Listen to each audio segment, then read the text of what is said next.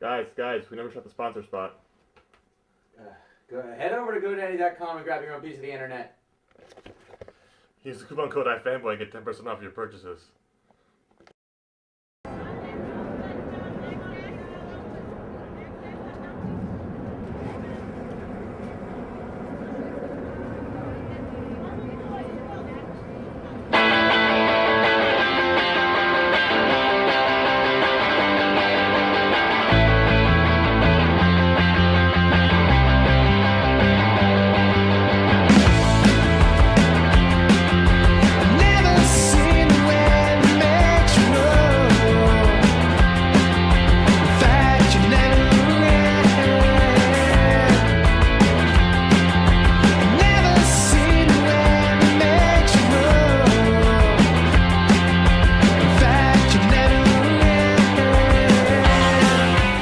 iFanboy, we're here at the New York Comic Con, and there's a whole lot going on. We survived the cold and the lines, and we finally got inside.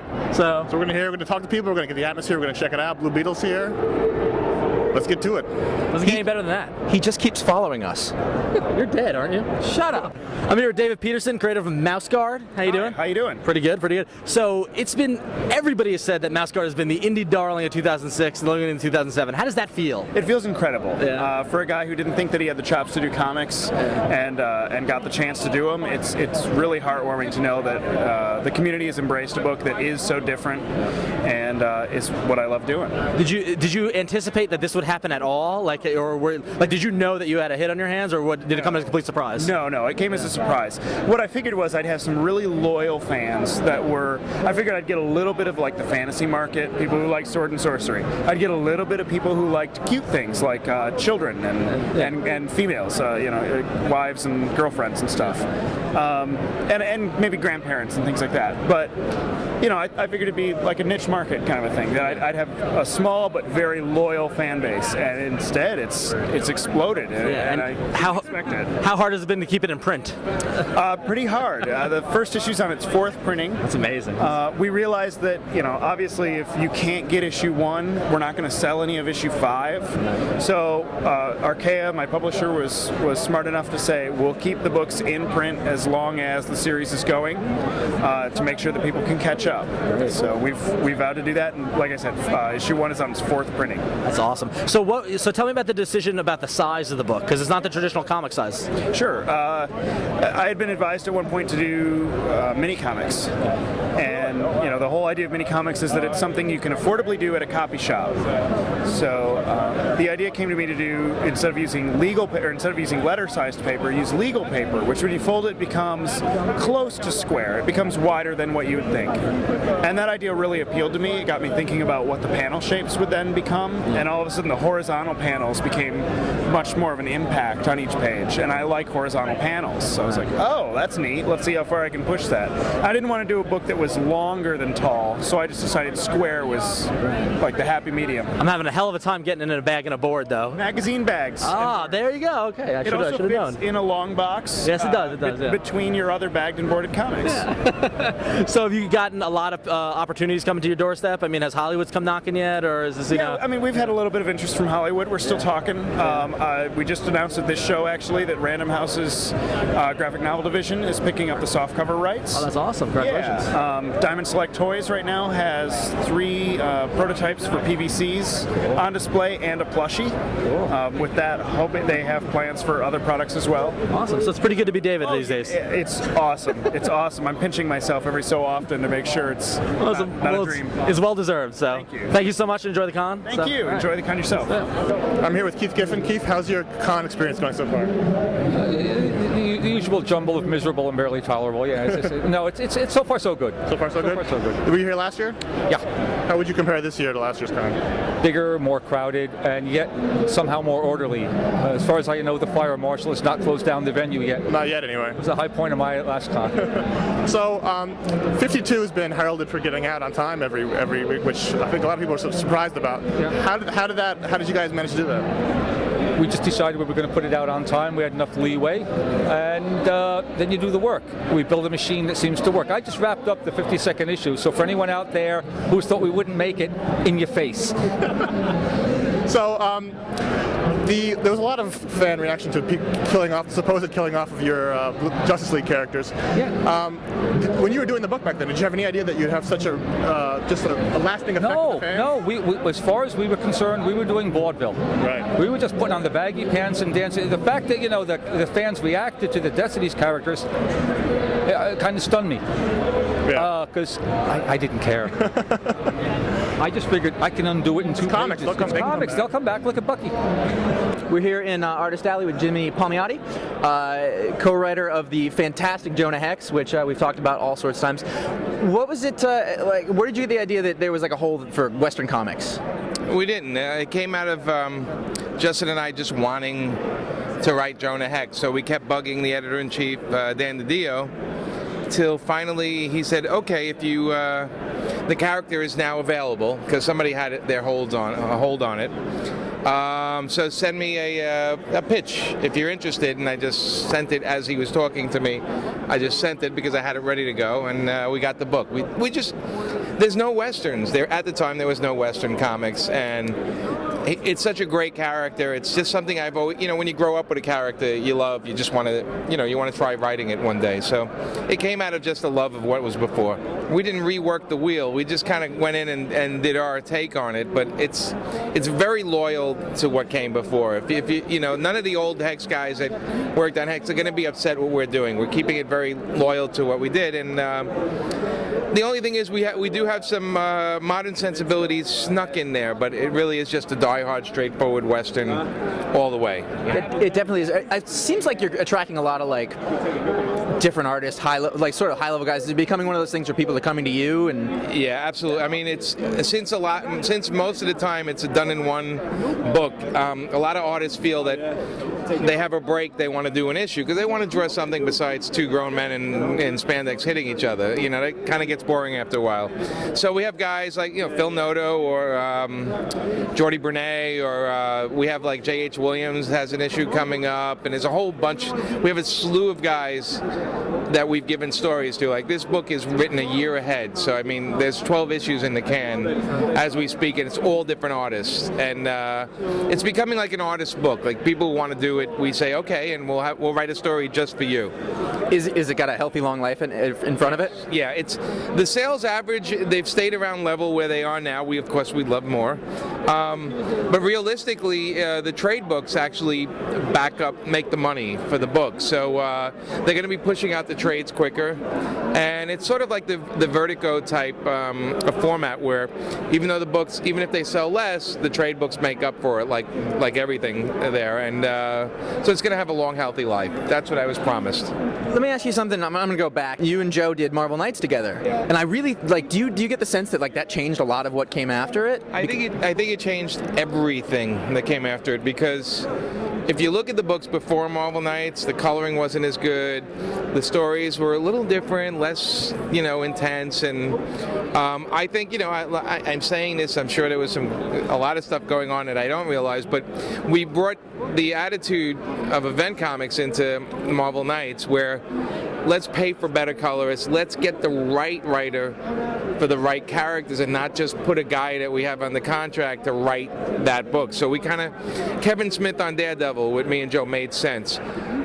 Christopher Priest and Tex on Black Panther made sense. Jay Lee and Jenkins, that's a no-brainer. The best thing ever. Inhumans, thanks. And it made sense. So we started looking at the books, like the characters, saying, what would match up perfectly? Garth and Steve Dillon on Punisher. It makes sense. So we kind of brought that sensibility, and I think now, since Joe's been there, I think we just changed a lot of the way Marvel comics were done. Now all the books, they can't have Marvel Knights anymore because every book became Marvel Knights in a weird way. And I left I was there 2 years. When I finally saw that I did everything I could, I bailed. I just said, all right, time for me to go on to something else, and Joe went into editor-in-chief. So it was a perfect was really a perfect time for us to go. I think we really made a difference with the company. We changed a lot of things, and I think good things came out of it. I definitely agree. Yeah. But since then, and then how does it work with you and Justin Gray? I mean, do you guys co-plot it and then you do the scripts, or like? We both with every gig we sit there and we talk it out to exhaustion how every story has to go, and then either one will write the script or the other. It doesn't matter. Whichever one of us can do this one or that one, and then we bounce it back. It sort of becomes a tennis match. We bounce it back and forth, and we talk out the dialogue. We talk out scenes. We change things. We kind of bounce things around until we feel it's good to go. We always like send the email to each other and go, if you like it, you can send it, and then he'll send it back. Go, well, check out what I did. If you like it, you can send it, and eventually we get it to the point where we both are happy with it, and then it goes out. And then of course, then the editor has his 2 cents. But we've been pretty good so far, with the editors. They've been very lenient with us.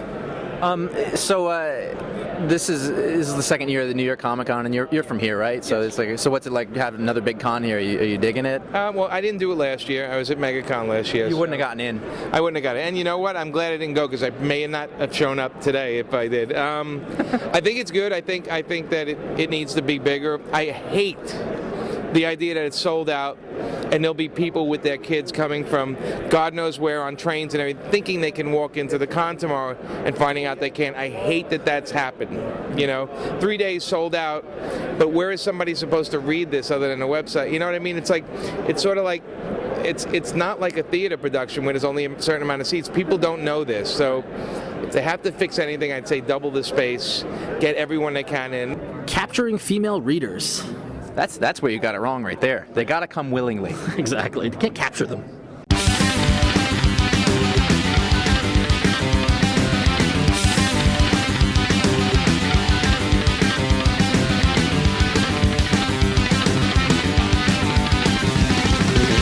All right, I'm here with Alex Robinson, creator of Tricked and Box Office Poison. Hello, everybody. Which, if any of our readers know, the 2 of the books that I talk about more than almost anything from the indie world. That's what I pay you for.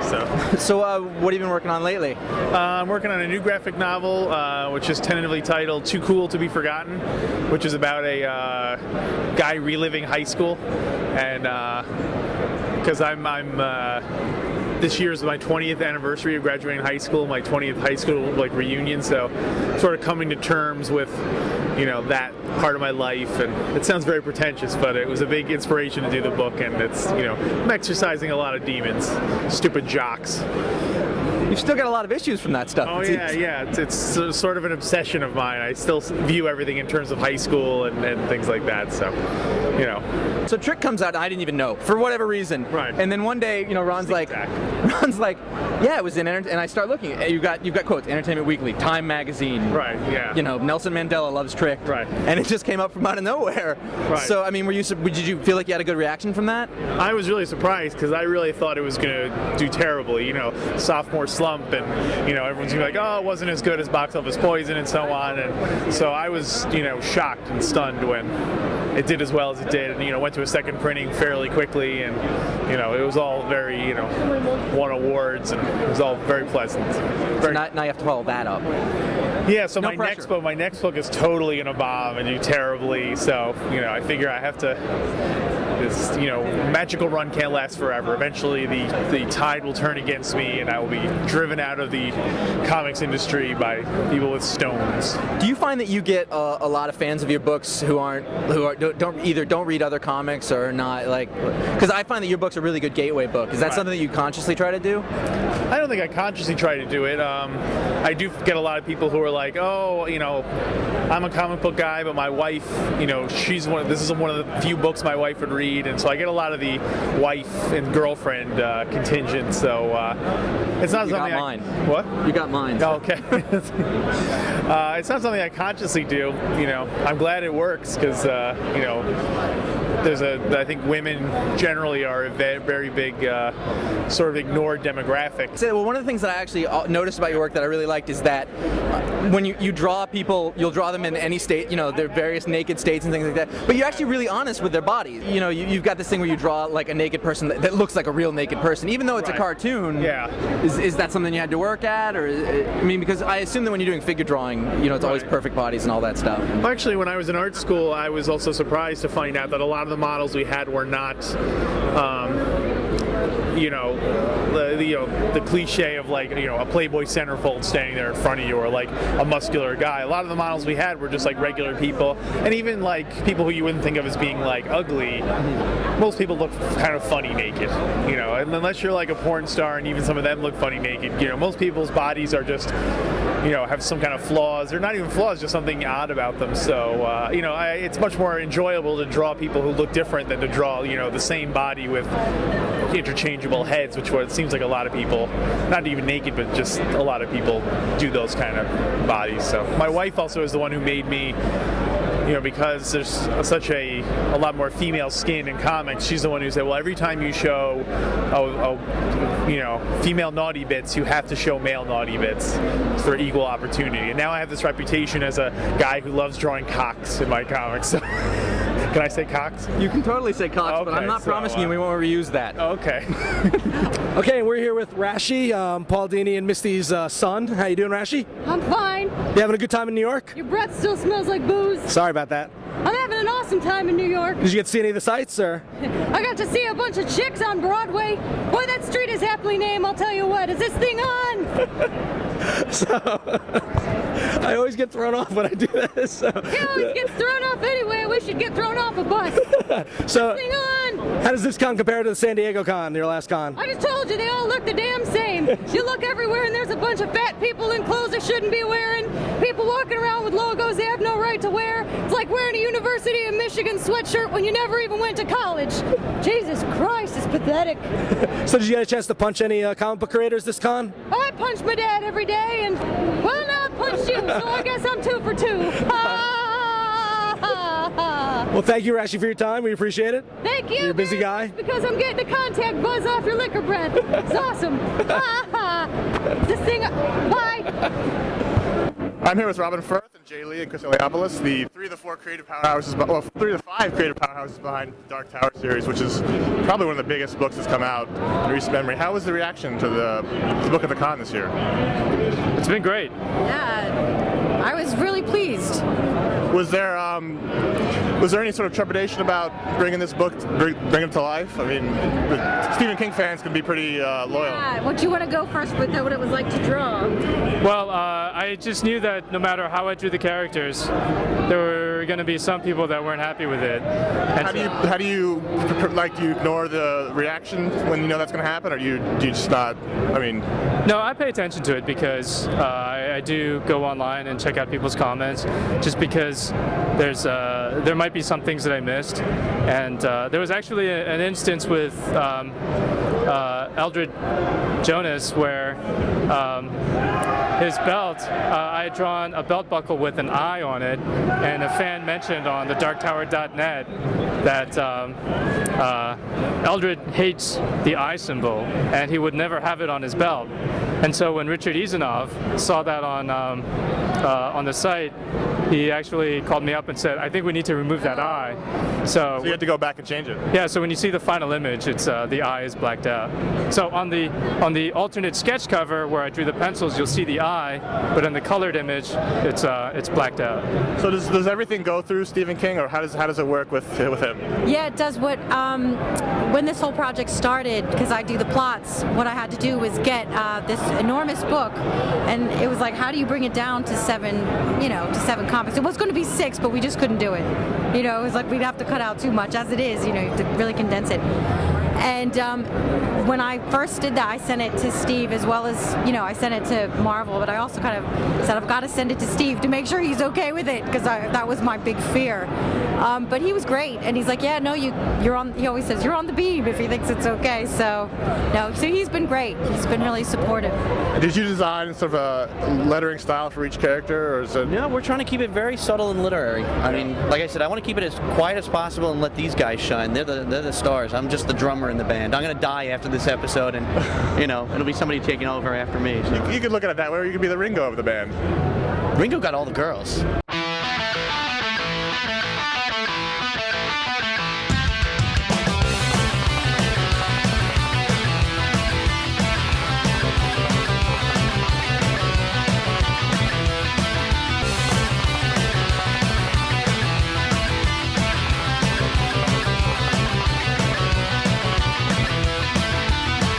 back here with Augie De Blieck from Comic Book Resources and the Pipeline Podcast. How you doing, Augie? I'm doing great this week, and how are you, sir? I'm hanging in.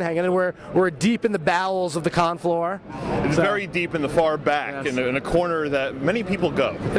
So you're a seasoned con goer. How does this con been compared to previous ones, or? Well, it's obviously better than last year's con in that we actually got in the door this year.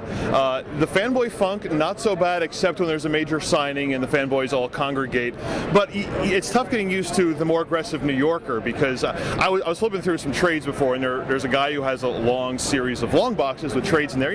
Everyone goes up to the box, and you kind of wiggle your fingers through to look at the covers.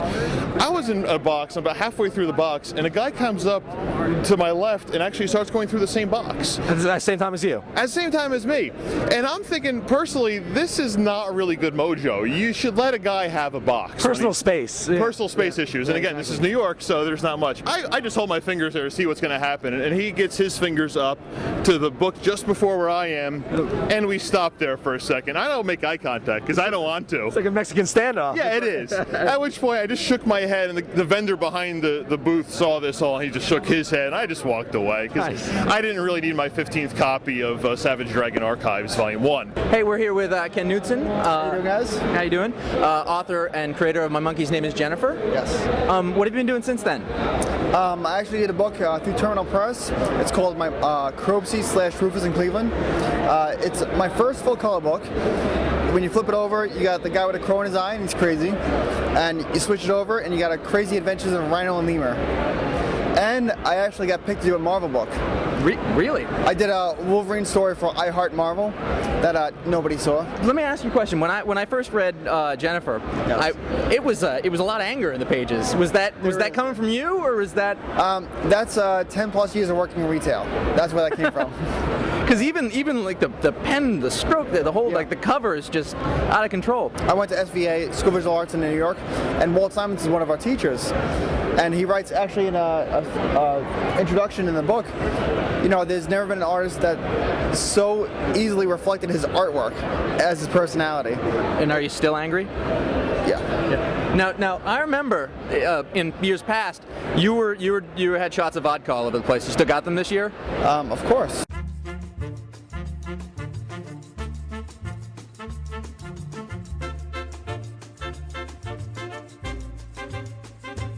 I'm here at Mike Avon Oeming at New York Comic Con, and right here I've got my sketchbook. And in San Diego a couple years ago, I asked him for a sketch, and he drew of Walker from Powers, and he drew me the eyes. In 2002, I got a mouth. In 2003, I got a chin. So I figured now I thought I'd come back a couple years later and see if I can get something else. Let me finish up his hair. Oh, cool. All right. It's the minimalist sketch, right? That's right. Brian and I were out here. So you having a good time at the show? Yeah, pretty good. How about yourself? It's been great. The show's been awesome, man. You're fairly local, right? You're Jersey? Or? Yeah, New Jersey. So like, for me, it's less than an hour, but I still stay in the city just because the after parties and stuff. You don't want to do the show and then go party and then drive home and stuff. Right. So you getting a lot of people interested in Omega Flight, or? Yeah, huge reaction to Omega Flight. Luckily, people are also asking about the other projects, of course, Powers of Red Sonja, and my new book, The Mice Templar, which will be coming out in August. I heard about that. You and David Peterson gonna get into a fight, or? No, not at all. We're making an effort to help promote each other. So that's awesome. That's very cool. There we go. So here's some hair. Awesome. Thank you so much. And you come over here and you see, oh, hey, remember me? And hi, are you guys filming? Yeah, don't you remember the party at Rocket Ship in Brooklyn, the Brian came on thing? Yeah, I remember the party. Remember the whole Batman, connection kind of thing? Carl? Connor, close? Conor, yeah. Hey, man, how are you? How have you been? Been good? Yeah, I've been okay. I gotta go meet somebody. Hey, listen, I didn't get your number that night. Is there any chance I could... I'll call you. You'll call me? Did I give you my number? Yeah, you did. Don't worry. I did? I don't remember. Okay. Great, cool, thanks. Awesome.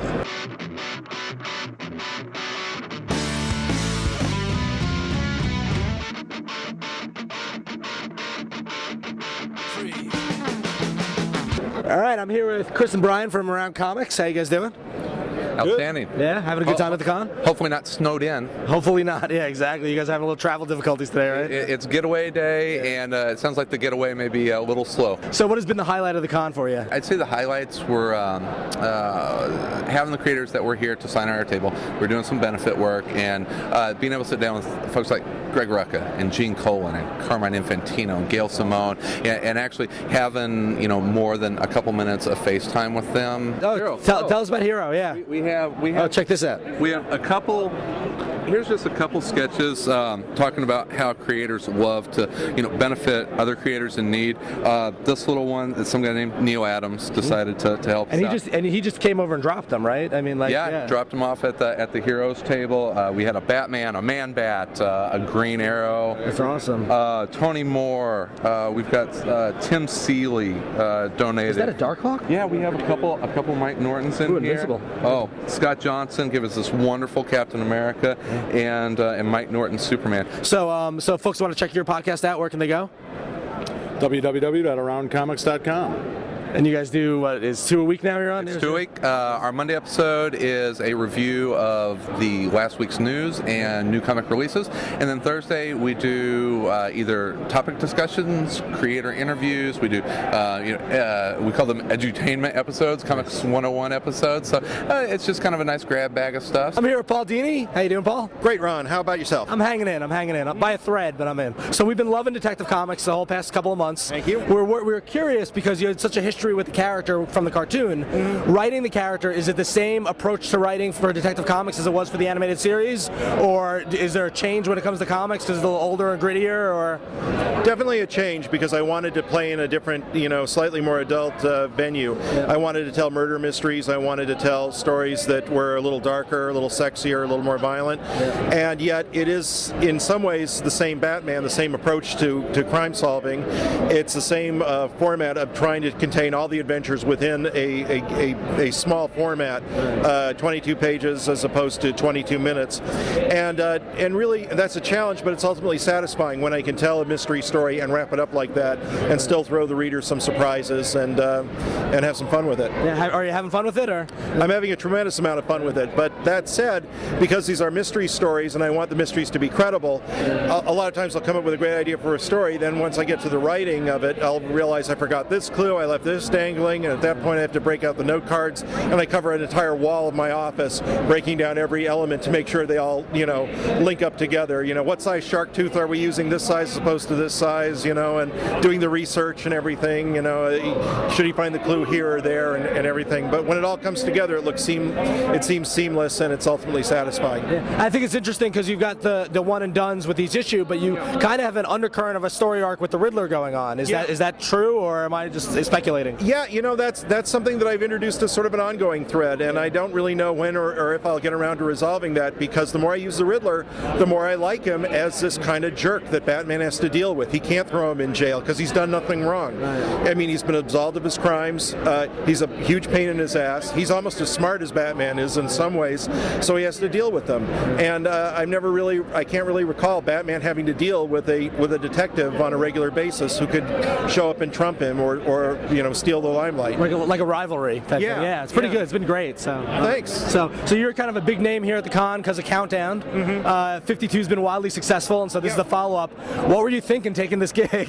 I don't know, Ron. I must have been nuts. But I kind of like the challenge. It's like I can ride the mechanical bull. Let's see if let me climb on, see how long I can stay on. When they first came to me with the idea of doing like a weekly comic series and that it would involve all the players of the DC universe, I was kind of a little leery of it. And then I began playing with it and seeing how it could work out. And I was thinking, like, if you approached it like the way we did, like the Batman animated series, where we would write like 52 episodes as a season, or we'd get an order for 52 episodes.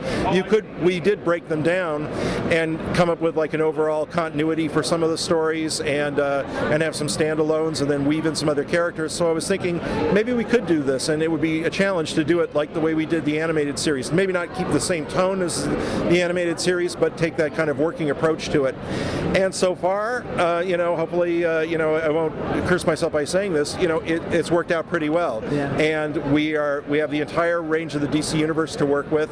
We've got the major players coming in and out. We're concentrating on a number of supporting players and some star characters who either have their own book concurrently or have had their own books. And it's an interesting combination of characters you wouldn't think of going together, but actually throwing them together and finding out they work kind of well together. Cool. So, I mean, with 52, you had Johns and Rucka and Morrison and Wade on it. Are there other writers doing it? Or? Well, there are some great writers on it, and they're all great, and some are kind of up-and-comers, but they all have impressed me with their knowledge of the DC universe and their enthusiasm for these characters. And you've got, Jimmy Palmiotti and Justin Gray, who are going great guns on Jonah Hex, and they're doing Uncle Sam, the Freedom Fighters, and they're doing just so many things. And then Adam Beecham, who really impressed me with his animation writing and his work on Justice League, the Justice League Adventures, and Tony Bedard and Sean McKeever. They're all just great. They're fresh and they're hungry. I couldn't be happier. That's excellent. And we heard that you're approving all dialogue in the series, or is that true? Or? Yes, but there's so much good dialogue there already that I'm content to just let it go. Mostly what I do is make sure that the books dovetail together. Occasionally I'll come up with an idea for a gag or for expanding a character beat, but basically it's been so solid that I've been content to let it go, because it's very important that the original writers have their voices coming through. Cool, very cool. So you're a Hollywood guy. You've got comics isn't your only thing going on. Right. So with this countdown thing taking over the next year, let's say you sell a show or get a gig or something else, how does that conflict go? Are you married to DC for the next year? No, I just say bring it on. Nice. I'll find time for it somehow or another. I think my wife just fainted off to the side, but it's fun, it's challenging, and actually, this is my job for the next year. So I'm putting a lot of things on hold until then, because I'm really enjoying the way this is going and just having a great time with it. Awesome. So Brian K. Vaughan recently joined the writing staff of Lost. Yes. Did you give him any advice, or do you have any advice for him? Or? No, he's doing a great job, and I asked him how he was enjoying the island, and he said he was having a terrific time, and we've swapped a few stories, and I think he's settling in just fine, and he seems to be enjoying it. Cool. So we're friends. You can tell us. Yeah. They have no idea what they're doing at Lost, right? They have no idea what the ending is. They're just kind of making it up as they go, right? No, Ron. There is a master plan. There is a big story. Yeah. I'm sworn not to tell what the big story is, or a polar bear will show up and kill me. But there is a master vision for the show. Thank you so much. Thank you. All right. We're going to bring it up a little bit. We're going to mature things a lot. I'm bringing in new writers also from the comics blogosphere. It's going to be terrific. I think you're going to love the new focus. We're getting rid of video games. We're getting rid of anime. We're going to keep manga, because there is a portion of the market that's interested in that. Now, I hate to interrupt you, but yes. You didn't get the gig. No.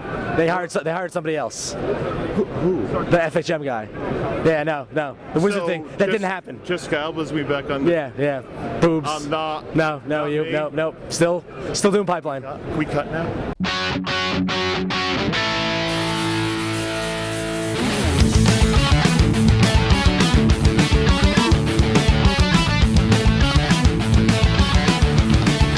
When you get to be longtime convention veterans like ourselves, you learn that there are certain types of people who are continually showing up to cons. Whether it's San Diego or Toronto or Seattle or New York, it seems the same type of people make it on the con floor. You've got your hoarders, the people who are going to grab anything from any booth that's free. As long as it's not nailed down, they're putting it in the bag and they're walking with it. The big shopping bag, you can always see it, they grab that free.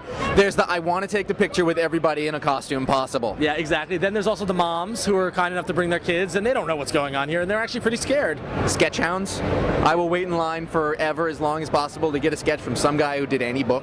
And then you've also got the patient girlfriend or boyfriend who's not really into comics, but their significant other is. So they're here and there. So I'm waiting in line to get a sketch, and here's my significant other.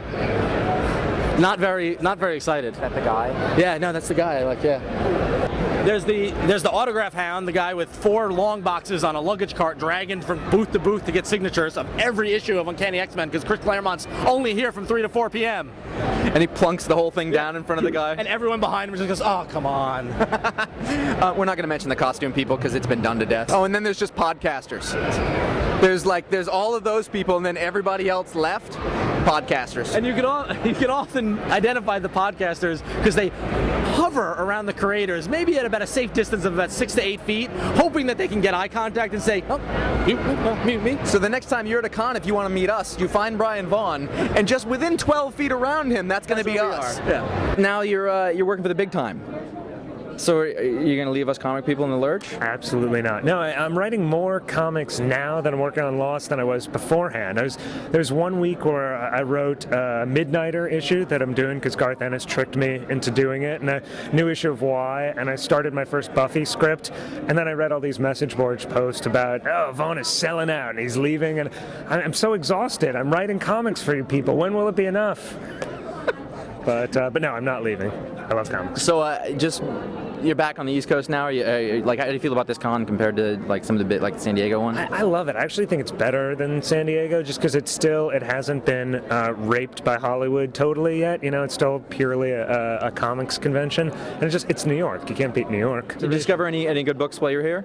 Yes, I did. I even have visuals. Nice. I have The Plain Janes, which is coming out from the new Minx imprint. I thought it was fantastic. I was a huge Jim Rugg fan from Street Angel, but I wasn't familiar with the author. I think she's great. It's a great book. It's going to be the book everyone's talking about this year. So, Plain Janes. Okay, cool. Well, thank you very much. Thanks, Go guys. on with your life. Okay, thanks. All right, I'm here with J.G. Jones of 52 fame most recently. How you doing? I'm excellent. Hey, having a good time at the con so far? Or? I've had my coffee. I'm good to go. Excellent. So I wanted to ask you, how hard is it to come up with 52 individual covers unique to one another for the weekly book of 52? Was it a challenge or?